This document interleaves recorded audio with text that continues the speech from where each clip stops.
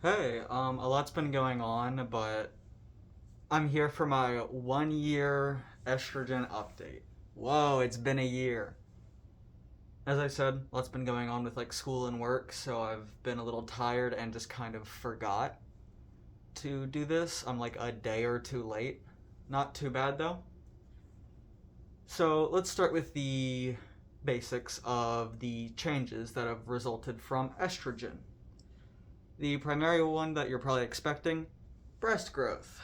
Um, there has been substantial growth. I would say it's about the size of a Game Boy Advanced SP.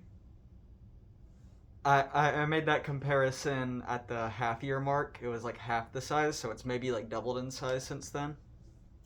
So that's been fun. So if you have a Game Boy Advanced SP, you can use that for comparison or Google it. You have Google. Whoa. Skin clearness. Like, that's not much acne at all. See? My skin looks very clear and is a lot smoother. That is another benefit of estrogen. I could probably show off the chest growth here. Like I guess you could kind of see. Not good lighting. It's just for educational purposes. Yeah, you can see like a little bit of center here. Also, waist growth. That would be like here. Estrogen goes crazy. So those are the physical changes. A lot of the basic stuff that you hear about when hearing from it online, but also in like medical studies, things like that. Those are the physical changes, but the mental changes are also worth considering.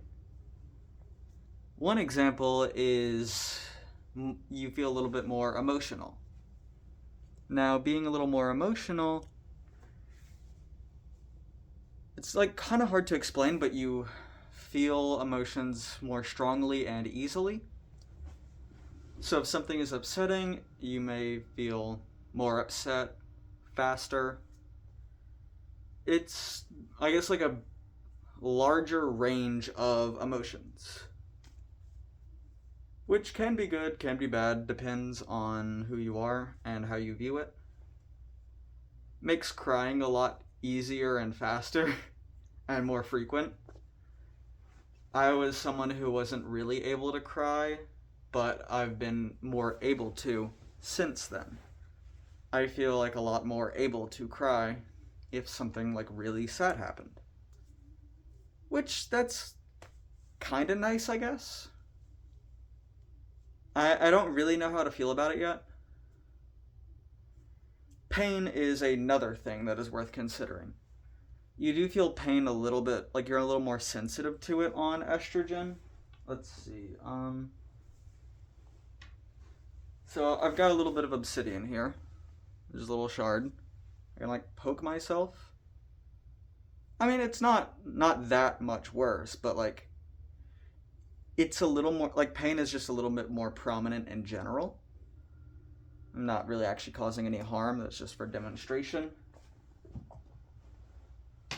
It's still really not that big of a difference. It's very slight, like very small adjustment as far as pain goes, but it is still there. I'm sure it varies from person to person. For me, it's not that much worse, but some things are just a little bit more annoying on the pain front. So keep that in mind. What else?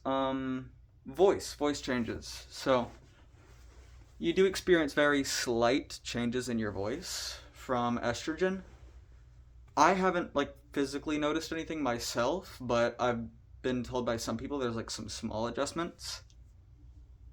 Unfortunately, most changes that come to your voice are for people who are trans masculine. So going on testosterone does significantly deepen your voice. But going on estrogen doesn't really raise it too much. For that, you do still have to do a lot of voice training, which is something I don't do as frequently as I should. but I can give it a try on the video. Whoa. So you start with your baseline, which is how you normally sound, and you go smaller and smaller and smaller until you sound like a little garden gnome or like goblin or something. So you want to make yourself sound like a tiny character from like a cartoon or something.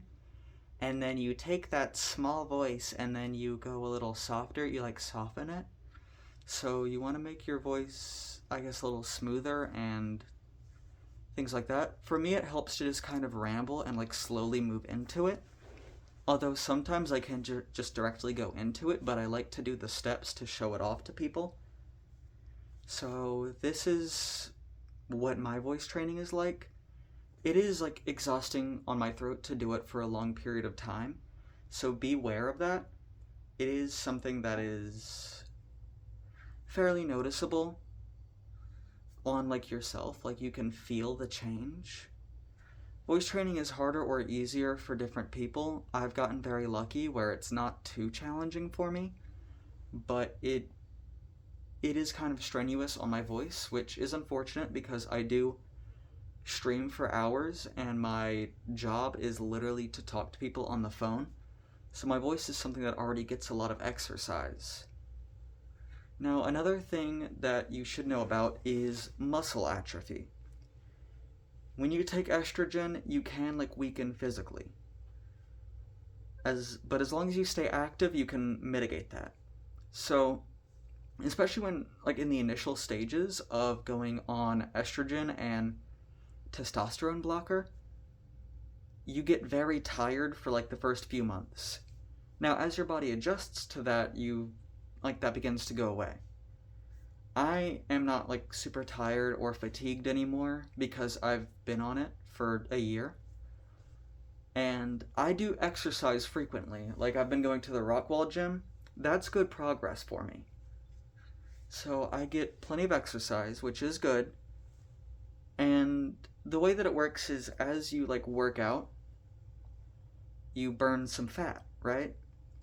And when you gain fat, because of the estrogen, the fat is distributed to places like the chest or the hips.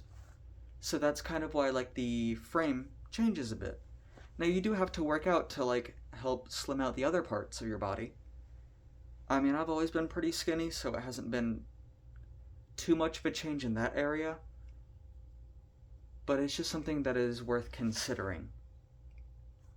Now your skin, it is clearer, as I said earlier, but that's because there's like less oil in your skin, which does mean that your skin can get drier. So it's important to moisturize, otherwise your skin can get damaged a lot easier. Same with your hair. Less oily, less greasy, but you have to make sure to moisturize. Use conditioner and lotion. Very important, because otherwise your hair is going to dry out or your skin will start cracking and drying. So please keep that in mind. I'm trying to think of what else is worth talking about. Personally, I've had a lot of success with just longer hair. I'm very passable, at least until I start talking. I've had a few people refer to me by feminine pronouns, just that I don't know, and then when I open my mouth, they sometimes change, but it is what it is. I don't voice train very often, because, as I said, it is fairly exhausting for me.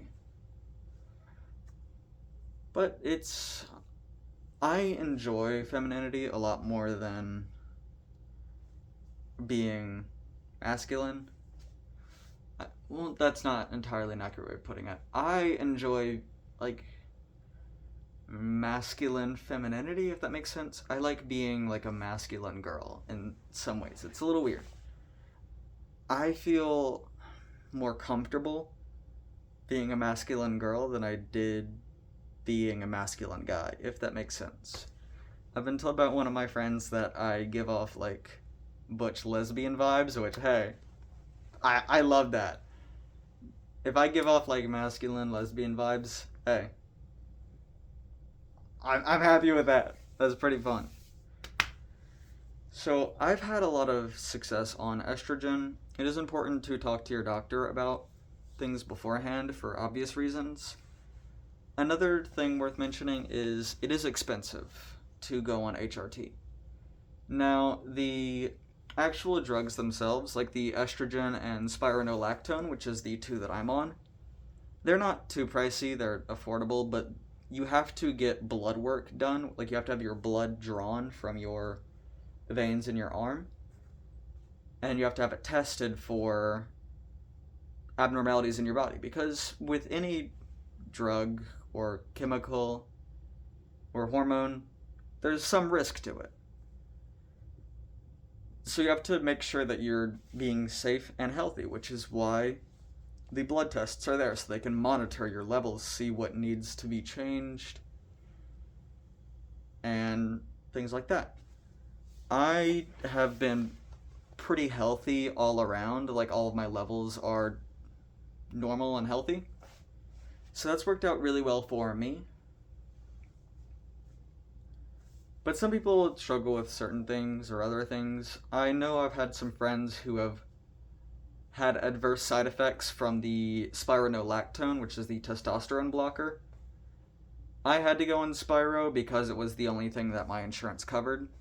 But there are other testosterone blocker options. Some work better than others. It's really a person-dependent thing. I believe that covers everything. Again, sorry that this came out a little bit late, but 1 year on estrogen, and I gotta say, I'm not regretting it one bit. I feel good. I feel like I look a lot better. I'm more confident. I don't know. I guess my best way of putting it is, like, I feel like I wear woman better. Like, I feel good. It's nice. I wasn't, like, dissatisfied with being a guy, but I feel satisfied being a girl, you know? It's nice. I'm enjoying it. So, I hope this helped you guys. I'll try to keep up on the updates when something new happens, but it's pretty similar to the half a year update, but everything has gotten more prominent or developed more. It was nice seeing you guys. Bye bye. I hope this helped. Bye bye.